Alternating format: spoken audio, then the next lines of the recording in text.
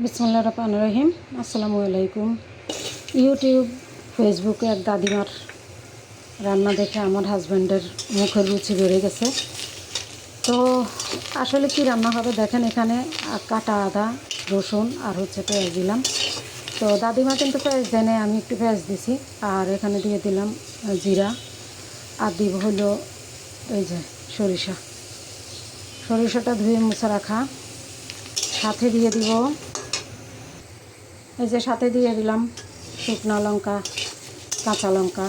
তো এটাকে এমনিতেই একটু ভেজে নিব, শুকনো কড়াইতে ভেজে নিয়ে তারপরে ব্লেন্ড করে নিব। দাদিমা পাটাতে বেটেছে, তো আমরা তো আসলে পাটাতে এখন আর কিছুই করি না, এখন আমরা করবো হলো ব্লেন্ডারে।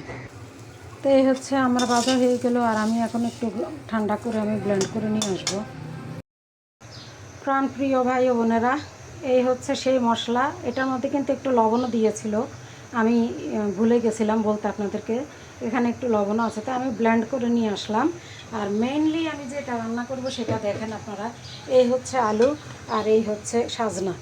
আর এখন হচ্ছে তেলের মধ্যে ভেজে নিব আলুটা। এখন আপনারা ক্লিয়ার হইলেন তো আসলে কি রান্না করব। এই যে ভেজে নিচ্ছি আলু ভাজার পরে ভাজবো হইল এটা সাজনাটা। তো আলুটা যখন প্রথমে তেলে দেই তখন কিন্তু একটু ভয় পাইছিলাম, কারণ তেল ছিটে আসলে কিন্তু মানে হাত পুড়ে যায়। গতকাল হাত পুড়াই ফেলছিলাম। তো যাই হোক, এখন আলুর সাথে সাথে কিন্তু সাজনাটাকেও ভেজে নেব, ভেজে তুলে রাখবো। তো বন্ধুরা, দাদিমা এখানে কারিশমা দেখাইছে। এটা হচ্ছে মৌরি, দিয়ে দিল মৌরি, সাথে দিল সরিষা ফোড়নের পরে দিল হইল এই যে হলুদ আর লবণ দিয়ে দিলাম। যেহেতু লবণ মশলার সাথেও আছে, সেই ক্ষেত্রে এখানে একটু কম দিয়ে দিলাম। আর এখনই দিয়ে দিব কিন্তু আবার সেই মশলাটা, স্পেশাল মশলা।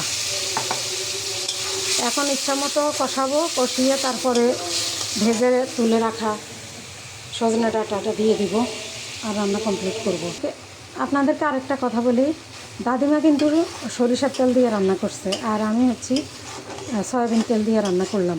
আর দাদিমা পেঁয়াজ ইউজ করে নাই, আমি পেঁয়াজটা ইউজ করলাম।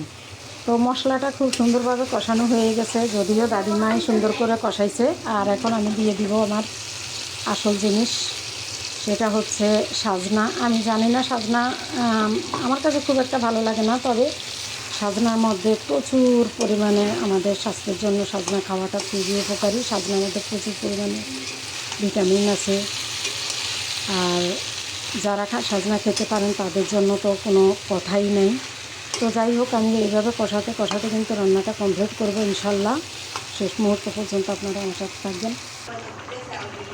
দাদিমার রান্না বলে কথা, আসলে বয়স হইলে মানুষের অভিজ্ঞতাও বাড়ে। তো দাদিমা রান্না করলো, আর কালারটা দেখে নিশ্চয়ই বুঝতে পারছেন।